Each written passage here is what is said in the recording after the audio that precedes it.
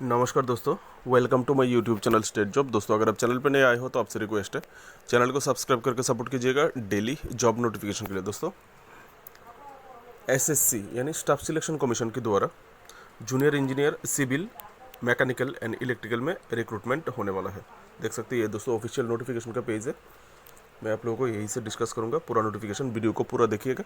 दोस्तों, छोटे यूट्यूबर हो, अगर इन्फॉर्मेशन अच्छी लगे, वीडियो अच्छी लगे तो लाइक करके चैनल को सब्सक्राइब करके सपोर्ट कर दीजिएगा। दोस्तों, यहाँ पर आप शुरुआत में डेट देख सकते हो। ऑनलाइन सबमिशन का डेट है 28 मार्च से अप्लाई स्टार्ट हुआ है। ऑनलाइन अप्लाई का लास्ट डेट 18 अप्रैल 2024 रात की 11 बजे तक। दोस्तों, आप लोगों को जो ऑनलाइन पेमेंट करना होगा, ऑनलाइन यहाँ पर जो एप्लीकेशन फ़ी है दोस्तों 100 रुपये। आप लोग जब ऑफिशियल नोटिफिकेशन के नीचे जाएंगे तो आपको मिल जाएगा 100 रुपये एप्लीकेशन। महिला, SC ST PWD और एक्स सर्विसमैन कैंडिडेट को एप्लीकेशन फ़ी की देने का ज़रूरत नहीं है। और एप्लीकेशन फ़ी का लास्ट डेट 19 अप्रैल के बीच में आप लोगों को ऑनलाइन अप्लाई का जो एप्लीकेशन फ़ी है वो सबमिट कर देना होगा। दोस्तों, यहाँ पर जो डेट विंडो और एप्लीकेशन करेक्शन का वो जो विंडो खुलेगा, अगर आपका एप्लीकेशन फिलअप करते हुए गलती हो जाती है तो आप लोग 22 अप्रैल से लेके 22 और 23 अप्रैल 2 दिन आप लोगों को मिलेगा। 23 अप्रैल की 11 बजे तक, रात की 11 बजे तक आप लोग करेक्शन कर सकते हो अगर कहीं पे फॉर्म फिलअप करते हुए गलती हो जाती हो तो। दोस्तों, टेंटेटिव जो शेड्यूल्ड एग्जाम डेट है, यहाँ पर 2 एग्जाम होगा दोस्तों, पेपर 1 एंड पेपर 2। पेपर 2 में दोस्तों अपनी अपनी इंजीनियरिंग स्ट्रीम का एग्ज़ाम होगा और पेपर 1 में जनरल नॉलेज, जनरल अवेयरनेस और इंजीनियरिंग स्ट्रीम का भी कुछ जीके होगा, जिससे 2 एग्ज़ाम होगा, 2 पेपर का एग्ज़ाम होगा। ठीक है, ये पेपर 1 का जो एग्ज़ाम होगा दोस्तों 4 जून से लेकर 6 जून के बीच में होगा। और टेंटेटिव शेड्यूल जो कंप्यूटर बेस्ड एग्ज़ाम होगा, पेपर 2 का जो एग्ज़ाम डेट है वो बाद में आपको नोटिफाई कर दिया जाएगा। ठीक है दोस्तों, हेल्पलाइन नंबर दिए गए हैं यहाँ पे, टोल फ्री हेल्पलाइन नंबर देख सकते हैं 180-030-93063। अगर आपको फॉर्म फिलअप करते हुए कोई भी डिफ़िकल्टी आता है तो आप लोग यहाँ पे फ़ोन करके अपना कन्फ्यूजन दूर कर सकते हो। दोस्तों, शुरुआत में ही आप देख सकते हो यहाँ पर क्वालिफिकेशन दे दिया। दोस्तों, क्वालिफिकेशन से पहले क्वालिफिकेशन और एज लिमिट। दोस्तों, क्वालिफिकेशन और एज लिमिट डिस्कस करने से पहले मैं आप लोगों को ऑफिशियल जो नोटिफिकेशन वैकेंसी है वो वैकेंसी में पहले आप लोगों को दिखा देता हूँ। ये है दोस्तों ऑफिशियल नोटिफिकेशन। इसका जो वैकेंसी डिटेल यहाँ पर दिया हुआ है पोस्ट वाइज, कास्ट वाइज, आप देख सकते हैं। दोस्तों, जो पहला पोस्ट है जो बॉर्डर रोड ऑर्गेनाइजेशन में पोस्टिंग होगा फॉर मेल कैंडिडेट ओनली, सिर्फ पुरुष कैंडिडेट। यहाँ पर जूनियर इंजीनियर सिविल, पोस्ट का नाम जूनियर इंजीनियर सिविल। और यहाँ पे SC के लिए 76 पोस्ट, ST के लिए 36, OBC के लिए 136, EWS कैंडिडेट के लिए 48, UR के लिए 142 पोस्ट, टोटल 438 पोस्ट है। दोस्तों, नेक्स्ट पोस्ट है, ये भी बॉर्डर रोड ऑर्गेनाइजेशन BRO के लिए। यहाँ पर भी ओनली मेल, सिर्फ पुरुष कैंडिडेट के लिए। JE junior engineer electrical and mechanical, यहाँ पर SC के लिए 8 पोस्ट, ST और OBC के लिए नहीं है। EWS के लिए 2 पोस्ट, UR के लिए 27 पोस्ट, टोटल 37 पोस्ट। दोस्तों, ऑप्शन 3 में Brahmaputra board, ministry of Jal शक्ति, जिसका पोस्ट है post code junior engineer civil. इसमें सिर्फ 2 पोस्ट है UR कैंडिडेट के लिए। दोस्तों, नेक्स्ट 4 नंबर में सेंट्रल वाटर कमीशन में जो होगा जूनियर इंजीनियर मैकेनिकल, 9 पोस्ट है, जिसमें SC कैंडिडेट के लिए 1 पोस्ट है, ST कैंडिडेट के लिए नहीं है। OBC के लिए 1 पोस्ट, EWS कैंडिडेट के लिए 1 पोस्ट और UR के लिए 9 पोस्ट, टोटल 12 पोस्ट है। दोस्तों, next post central water commission में जूनियर इंजीनियर सिविल, यहाँ पर SC के लिए 19 पोस्ट, ST के लिए 6 पोस्ट, OBC के लिए 39 पोस्ट, EWS कैंडिडेट के लिए 12 पोस्ट और UR के लिए 44 पोस्ट, टोटल 120 पोस्ट। दोस्तों, बगल में आपको यहाँ पर जो फिजिकली हैंडीकैप कैटेगरी का जो पोस्ट है यहाँ पर दिया हुआ है OH, HH और अदर, मतलब अन्य डिजेबिलिटी। ये डिजेबल लुक है OH, HH। अगर अन्य डिजेबिलिटी है आपका तो आप लोग ये देख लीजिएगा किस डिजेबल कैटेगरी को इतना है। ठीक है, अपने अपने हिसाब से देख लीजिएगा। सेंट्रल पब्लिक वर्क डिपार्टमेंट यानी CPWD पर जूनियर इंजीनियर इलेक्ट्रिकल, यहाँ पर SC के लिए 18, ST के लिए 9, OBC के लिए 32, EWS कैंडिडेट के लिए 11 और UR के लिए 51 पोस्ट है, टोटल 121 पोस्ट है। दोस्तों, सेंट्रल पब्लिक वर्क्स डिपार्टमेंट में जूनियर इंजीनियर सिविल का पोस्ट, सिविल में SC के लिए 32 पोस्ट, एसटी के लिए 16 पोस्ट, ओबीसी के लिए 58 पोस्ट, ईडब्ल्यूएस कैंडिडेट के लिए 21 और यूआर के लिए 90 पोस्ट है। टोटल 227 पोस्ट है। आप लोग यहाँ पर पीडब्ल्यूडी कैंडिडेट के लिए रिजर्व पोस्ट है, देख लीजिएगा। Central water power research station CPWRS में जूनियर इंजीनियर इलेक्ट्रिकल में एसटी के लिए 1 पोस्ट, ईडब्ल्यूएस कैंडिडेट के लिए 1 पोस्ट, टोटल 2 पोस्ट। दोस्तों central water power research station में जूनियर इंजीनियर सिविल ओबीसी के लिए 2 पोस्ट, यूआर के लिए 1 post, total 3 post. DGQA naval military of defence में junior engineer mechanical EWS candidate के लिए 1 पोस्ट, यूआर के लिए 2 post, total 3 post. DGQA naval ministry of defence junior engineer electrical SC candidate के लिए 1 पोस्ट और यूआर कैंडिडेट के लिए 2 पोस्ट, टोटल 3 पोस्ट। यहाँ पर है दोस्तों 12 नंबर पे Farakka barrage project ministry of Jal शक्ति, फरक्का बैरेज दोस्तों वेस्ट बंगाल में junior engineer electrical SC candidate के लिए 1 पोस्ट, यूआर के लिए 1 post, total 2 post. Farakka barrage project ministry of Jal शक्ति जूनियर इंजीनियर सिविल 2 पोस्ट है यूआर कैंडिडेट के लिए। दोस्तों ministry of engineer service MES, यहाँ पर junior engineer civil vacancy to be intimated in due course. दोस्तों ये जो एप्लीकेशन का फॉर्म फिलअप का जो कोर्स दिया गया है 28 मार्च से लेकर 18 अप्रैल, ये इस टाइम के बीच में आपको मिलिट्री इंजीनियरिंग सर्विस में कितना वैकेंसी होगा वो नोटिफाई कर दिया जाएगा।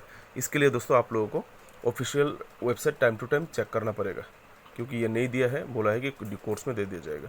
दोस्तों ये काम आप लोगों को ही करना होगा, क्योंकि हम एक बार एडवर्टाइजमेंट कर जाएंगे तो दूसरा नोटिफिकेशन आ जाएगा, हम उसमें बिजी हो जाएंगे। ठीक है, ये काम आप लोगों को ही करना होगा। 15 नंबर पे military engineering service junior engineer electrical और मैकेनिकल सेम। ठीक है, मतलब MES के जो जितना भी पोस्ट है जूनियर इंजीनियर इलेक्ट्रिकल मैकेनिकल और सिविल वो नोटिफाई करेगा 28 मार्च से लेकर 18 अप्रैल के बीच में। 16 नंबर पोस्ट में national technical research organisation NTRO पे जूनियर इंजीनियर सिविल का जो पोस्ट है, इसमें SC के लिए 1 पोस्ट है, OBC के लिए 1 पोस्ट है, यूआर के लिए 4 पोस्ट, टोटल 6 पोस्ट है। दोस्तों आप लोगों को कास्ट वाइज और डिपार्टमेंट किस डिपार्टमेंट में कितना पोस्ट है और स्ट्रीम वाइज वैकेंसी डिटेल मिल गया होगा, उम्मीद करते हैं। दोस्तों आप आते हैं ऊपर क्वालिफिकेशन में। दोस्तों जो पोस्ट वाइज क्वालिफिकेशन है आप देख सकते हैं, यहाँ पर देखिए जो क्वालिफिकेशन दिया हुआ है। बॉर्डर रोड ऑर्गेनाइजेशन में जूनियर इंजीनियर सिविल के लिए जो क्वालिफिकेशन आपको चाहिए होगा, junior engineer civil degree in civil engineering from recognised university और इंस्टीट्यूशन। ठीक है, अथवा ऑप्शन है 3 year diploma in civil engineering. अगर आपके पास डिग्री नहीं है, 3 साल का डिप्लोमा इंजीनियरिंग है, तो भी आप अप्लाई कर सकते हो।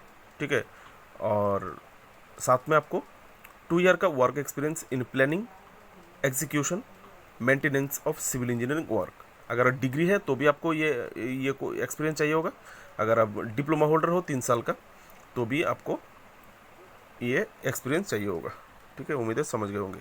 दोस्तों बॉर्डर रोड ऑर्गेनाइजेशन का जो जूनियर इंजीनियर इलेक्ट्रिकल और मैकेनिकल का जो पोस्ट है, इसके लिए डिग्री इन इलेक्ट्रिकल अथवा मैकेनिकल फ्रॉम रिकॉग्नाइज्ड यूनिवर्सिटी अथवा 3 साल का 3 ईयर डिप्लोमा इन इलेक्ट्रिकल या फिर ऑटोमोबाइल या फिर मैकेनिकल इंजीनियरिंग किसी भी सरकारी यूनिवर्सिटी या फिर इंस्टीट्यूशन से। और साथ में यहाँ पर भी दोस्तों 2 ईयर का एक्सपीरियंस मांगा गया है। 2 ईयर मांगा गया है प्लानिंग या फिर एग्जीक्यूशन या फिर मेंटेनेंस ऑफ इलेक्ट्रिकल अथवा मैकेनिकल इंजीनियरिंग पे वर्क एक्सपीरियंस होना चाहिए 2 साल का आपके पास। उम्मीद है समझ गए होंगे।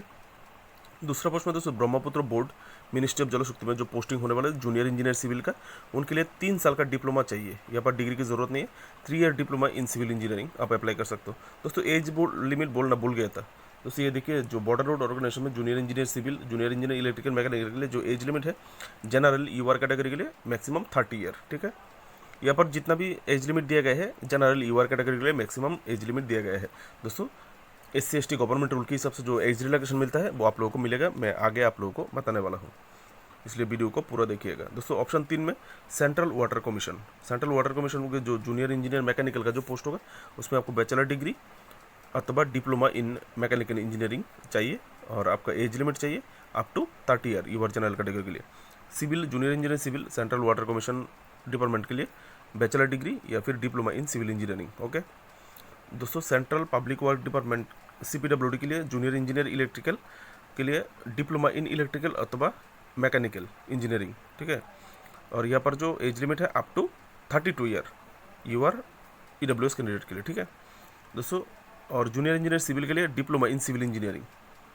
दोस्तों central water and power research station के लिए जूनियर इंजीनियर इलेक्ट्रिकल के लिए डिप्लोमा इन इलेक्ट्रिकल इंजीनियरिंग, और सिविल इंजीनियरिंग के लिए डिप्लोमा इन सिविल इंजीनियरिंग, और age limit up to 30 year.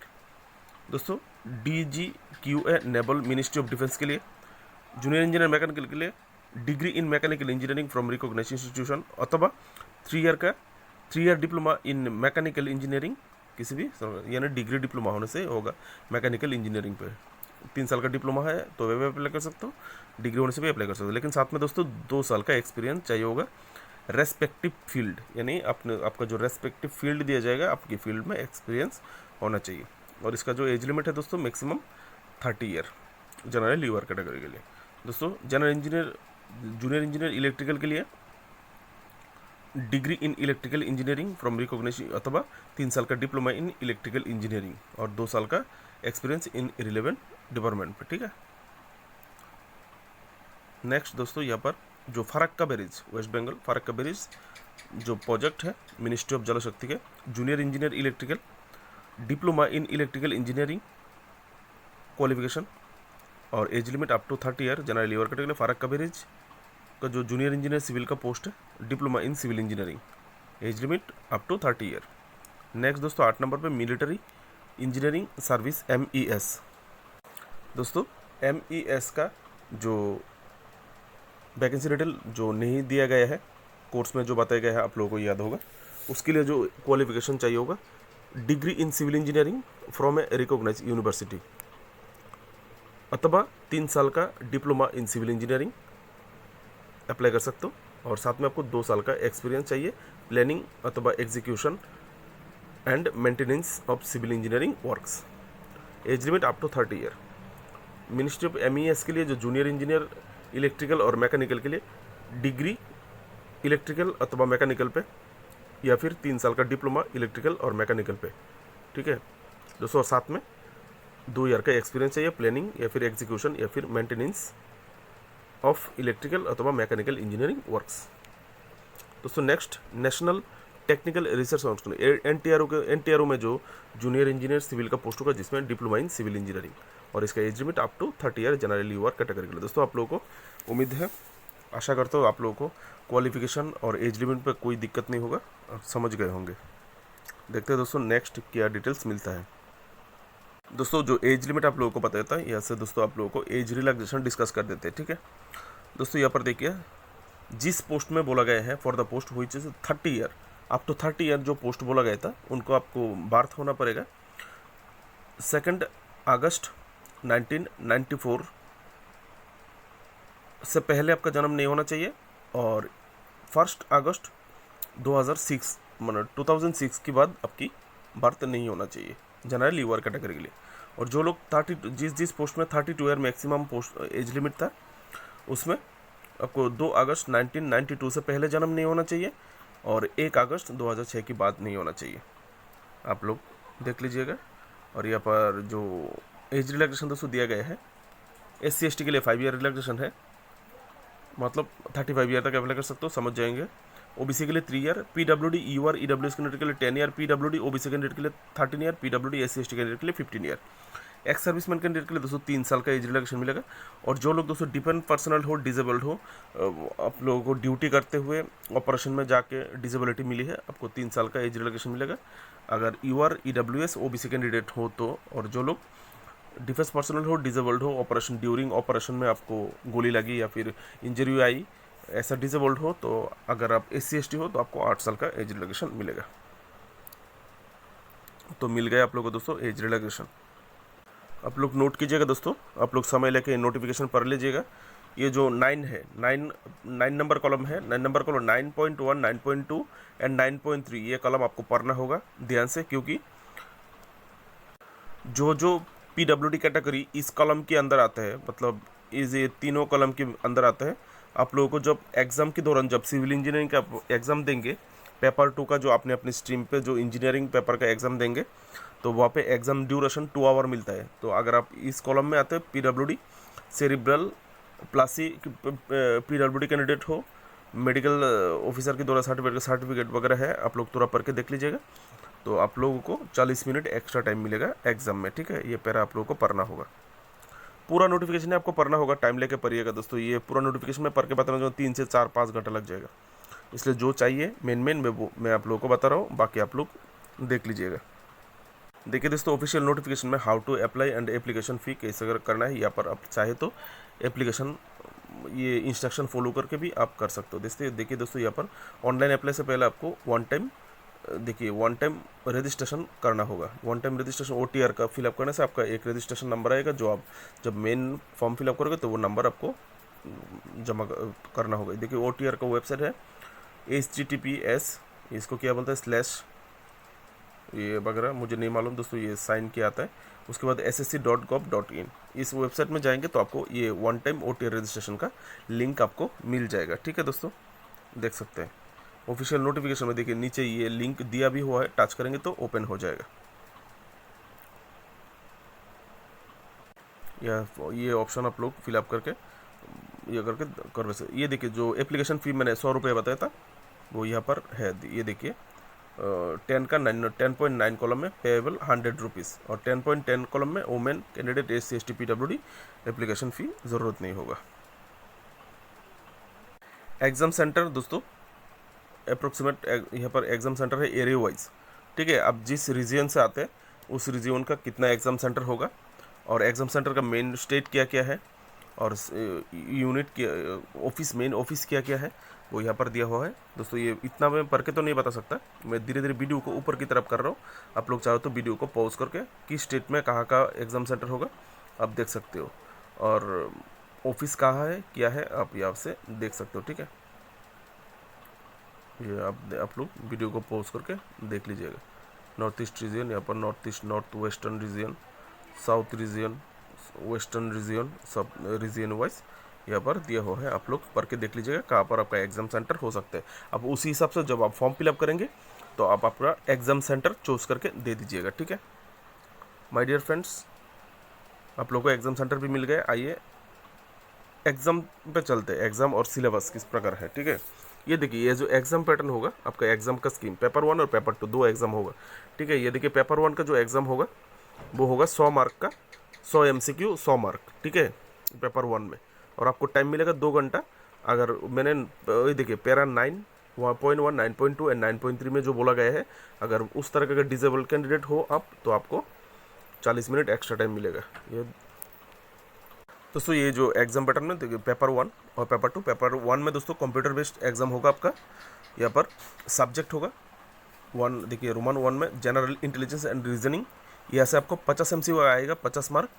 और सेकंड पार्ट में दोस्तों जनरल अवेयरनेस, यहाँ पे 50 MCQ 50 मार्क दोस्तों। और पार्ट 3 में यहाँ पे जो देखिए आपको अब जो 3 कैटेगरी का इंजीनियरिंग स्ट्रीम है, यहाँ पे सिविल, इलेक्ट्रिकल, मैकेनिकल, ठीक है। आप जिस स्ट्रीम से हो आपको वो स्ट्रीम आपको आंसर करना होगा। Part A, part B, part C. देखिए पार्ट ए में general engineering, civil and structural. अगर आप सिविल इंजीनियर से हो तो आपको पार्ट ए अप्लाई करना होगा। पार्ट ए से आपको यहाँ पर 100 MCQ होगा, 100 मार्क, ठीक है। पार्ट बी अगर आप इलेक्ट्रिकल इंजीनियरिंग हो तो आपको पार्ट बी दोस्तों यहाँ पार्ट वाइज आप लोगों के लिए सिलेबस आने वाला है, नीचे दिया हुआ है पार्ट वाइज, ठीक है। पेपर 1 का पार्ट ए के लिए, पार्ट बी के लिए, पार्ट सी के लिए, इलेक्ट्रिकल मैकेनिकल के लिए अलग अलग सिलेबस दिया हुआ है, ठीक है। यहाँ से आएगा 100 मार्क। अगर मैकेनिकल हो तो mechanical group C, part C, ठीक है। ये है पेपर 1 का एग्जाम पैटर्न। आपको कितना मार्क हो गए तो पेपर 1 में 200 मार्क हो गए। 50 number intelligence and reasoning, 50 number general awareness and 100 number आपका इंजीनियरिंग पेपर से, ठीक है। तो 200 मार्क का एग्ज़ाम आपका होने वाला है। देख सकते हैं आप यहाँ पे 2 घंटा आप लोगों को टाइम दिया जाएगा। अगर डिसेबल्ड हो तो आपको 2 घंटा 40 मिनट मिलेगा। देखिए अभी है पेपर 2, पेपर 2 ये भी कंप्यूटर बेस्ड एग्जाम होगा।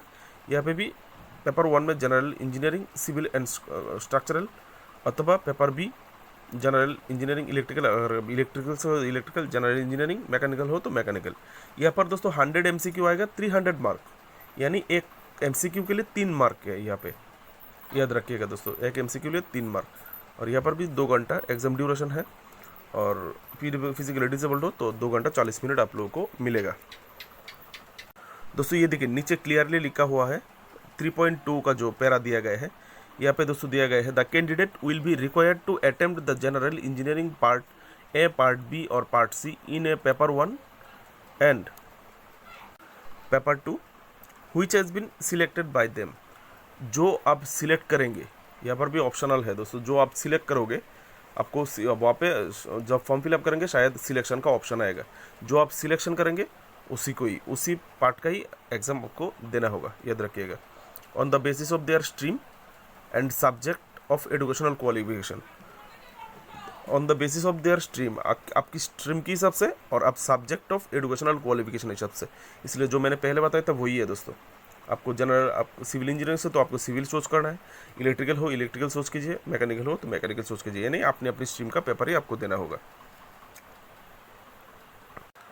देखिए दोस्तों यहाँ पर 13.3 का जो देखिए जो पैरा दिया गया है, paper 1 and paper 2 will be counted, objective type exam होगा, दोनों ऑब्जेक्टिव टाइप एमसीक्यू आएगा, और क्वेश्चन पेपर हिंदी और इंग्लिश में सेट किया जाएगा, जो आपकी पसंद है। अगर आप हिंदी में देना चाहते हो तो हिंदी चूज कीजिएगा, इंग्लिश में एग्जाम देना चाहते हो तो इंग्लिश चूज कीजिएगा, कोई प्रॉब्लम नहीं है। नेगेटिव मार्किंग है दोस्तों 0.25, यानी एक गलत जवाब के लिए आपका 0.25 मार्क काटा जाएगा, ठीक है, जो एक मार्क करके, और जिसमें 3 मार्क करके उसमें उसी हिसाब से ही काटा जाएगा, ठीक है। पेपर 2 दोस्तों 0.25 मार्क काटा जाएगा पेपर 1 के एग्ज़ाम के लिए, और 0.1 मार्क काटा जाएगा आपका पेपर 2 की एग्ज़ाम के लिए। हर एक एमसीक्यू के लिए 1 मार्क काटा जाएगा गलत जवाब के लिए। पेपर 2 की जो इंजीनियरिंग सब्जेक्ट का जो 100 एमसीक्यू आएगा, 3 मार्क करके उसमें 1 एमसीक्यू के लिए गलत के लिए 1 मार्क काटा जाएगा, ठीक है दोस्तों।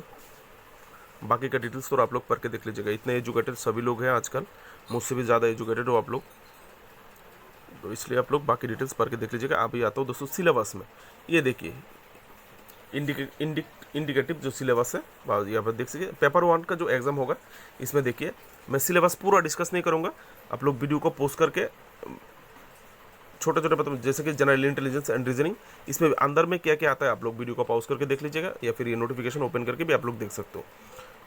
इसका लिंक आप लोगों के लिए वीडियो डिस्क्रिप्शन पे अवेलेबल होगा, तो अगर आप ओपन नहीं कर पाते तो यहाँ से देख लीजिएगा। देखिए पेपर 1 के लिए जो जनरल इंटेलिजेंस एंड रीजनिंग, जहाँ से आपका 50 एमसीक्यू 50 मार्क आएगा, देखिए आपको क्या क्या पढ़ना होगा, आप वीडियो को पोस्ट करके ये सब स्ट्रीम देख लीजिएगा। नेक्स्ट दोस्तों जनरल अवेयरनेस से आपको क्या क्या पढ़ना होगा, देखिए यहाँ से भी 50 एमसीक्यू आएगा 50 मार्क। और दोस्तों जो पेपर 1 का part A, part B and part C, आपने अपनी स्ट्रीम की वाइज, अगर आप सिविल इंजीनियर हो तो आपको ये सिविल इंजीनियरिंग का जो स्ट्रीम है ये पढ़ना होगा। पार्ट 1 में बिल्डिंग मटेरियल्स, एस्टिमेटिंग, कॉस्टिंग, ये सब, valuation, surveying, soil mechanic, hydraulics, irrigation engineering, temperature, ये सब पढ़ना होगा। और स्ट्रक्चरल इंजीनियरिंग, अगर आप सिविल इंजीनियर हो पार्ट ए चूज करते हो तो। पार्ट बी इलेक्ट्रिकल इंजीनियर में देखिए आपको क्या क्या पढ़ना होगा, basic concept, circuit law, magnetic circuit, AC fundamentals, measurement and measuring instrument, electrics mechanics, frictional kilowatt motors and signal phase induction motors, ये सब आपको पढ़ना होगा अगर electrical engineering part B choose करते हो तो। और पार्ट सी में देखो मैकेनिकल इंजीनियरिंग, दोस्तों आप लोगों को क्या क्या पढ़ना होगा आप देख सकते हो यहाँ पे। दोस्तों ये पेपर 1 का सिलेबस आप लोगों को मिल गया टोटल 200 मार्क का, इंजीनियरिंग स्ट्रीम का 100 मार्क, और जनरल अवेयरनेस और जनरल इंटेलिजेंस में 50-50 करके 100 मार्क। ये है दोस्तों पेपर 2। पेपर 2 में देखिए आपको क्या पढ़ना पड़ेगा। पेपर 2 में जो आपके हिसाब से पढ़ना पड़ेगा, जैसे कि पार्ट है civil engineering and structural engineering, civil engineering के लिए आपको पढ़ना होगा। ये पर डेस्क्रिप्टिव दोस्तों, यहाँ पर सिलेबस बहुत बड़ा है, मैं पढ़ लेता हूँ। बिल्डिंग मटेरियल्स, उसके बाद एस्टिमेटिक एंड कॉस्टिंग एंड वैल्यूएशन, उसके बाद आपको पढ़ना होगा दोस्तों सर्वेइंग, उसके बाद आपको पढ़ना होगा सोयल, उसके बाद आपको पढ़ना होगा सोयल मैकेनिक्स, उसके बाद दोस्तों आपको पढ़ना होगा हाइड्रोलिक्स, उसके बाद आपको पढ़ना होगा इरिगेशन इंजीनियरिंग, उसके बाद दोस्तों आप लोगों को पढ़ना होगा ट्रांसपोर्टेशन इंजीनियरिंग, उसके बाद आप लोगों को पढ़ना होगा दोस्तों एनवायरमेंटल इंजीनियरिंग, ये सिविल इंजीनियरिंग का जो पार्ट है उसके लिए दोस्तों। उसके बाद पढ़ना होगा स्ट्रक्चरल इंजीनियरिंग। स्ट्रक्चरल इंजीनियरिंग में आएगा theory of structure, concrete technology, उसके बाद आएगा आरसीसी डिज़ाइन, स्टील डिज़ाइन, ये सिविल इंजीनियरिंग के लिए स्ट्रीम के लिए दोस्तों। अभी है पार्ट बी। पार्ट बी में दोस्तों ये जो है 300 मार्क का एग्ज़ाम होगा अपने अलग अलग पार्ट के लिए, अपने अपने पार्ट के लिए, ठीक है। 100 MCQ आएगा 3 मार्क करके। देखिए पार्ट बी में इलेक्ट्रिकल इंजीनियरिंग, इसमें आपको पढ़ना होगा basic concept, circuit law, magnetic circuit, AC fundamentals, measurement and measuring instrument, electrical machines. उसके बाद दोस्तों synchronous machines, generation, transmission and distribution. उसके बाद estimation and costing, utilisation of electrical energy, basic electronics. ये आपको इलेक्ट्रिकल इंजीनियरिंग के लिए। अभी है दोस्तों मैकेनिकल इंजीनियरिंग, जिसमें आपको पढ़ना होगा theory of machines and machine design. उसके बाद engineering mechanics and strength of materials, जिसमें आपको पढ़ना होगा थर्मल इंजीनियरिंग, पढ़ना होगा properties of pure substance, first law of thermodynamics, second law of thermodynamics, air standard cycle for IC engines, Rankine cycle of system, ये आपको पढ़ना होगा। उसके बाद आएगा दोस्तों फ्लूइड मशीन एंड मशीनरी, जिसमें आपको पढ़ना होगा properties and classification of fluid statics, measurement of fluid pressure, fluid kinematics, dynamic of ideal fluids, measurement of flow rate basic principles, hydraulic turbines, centrifugal pumps, ये सब आपको पढ़ना होगा। और लास्ट है इंजीनियरिंग में से आपको पढ़ना होगा classification of steels, admission of examination. दोस्तों इतना ही है आपका जो सिलेबस। दोस्तों उम्मीद है वीडियो आपके लिए हेल्पफुल रहा होगा। अगर वीडियो आपके लिए अच्छे रहे, हेल्पफुल रहे, समझ गए होंगे। दोस्तों दिन भर आप लोगों के लिए मेहनत करता हूँ। अगर आपको लगता है कि आप लोगों के लिए मेहनत करता हूँ तो प्लीज़ वीडियो को सब्सक्राइब करके चैनल को सब्सक्राइब करके वीडियो को लाइक शेयर करके सपोर्ट कीजिएगा। फिलहाल ये नोटिफिकेशन लिंक के लिए डिस्क्रिप्शन पे जाइए दोस्तों। डिस्क्रिप्शन पर मैंने ये नोटिफिकेशन लिंक दे के रखा है। आप लोग और भी जितना छोटे छोटे डिटेल्स है ये जॉब रिलेटेड वो आप लोग पढ़ के देख लीजिए। मुझे जो मेन है वो मैंने डिस्कस कर दिया आप लोगों के लिए, और जितना छोटे छोटे हिस्सा है वो आप लोग कृपया कष्ट उठाइएगा, पढ़ लीजिएगा। वीडियो बहुत लंबा हो गया दोस्तों, 28 मिनट का ऑलरेडी हो गया है। तो बेस्ट ऑफ लक मेरी तरफ से आप लोगों के लिए। जय श्री कृष्ण, जय हिंद।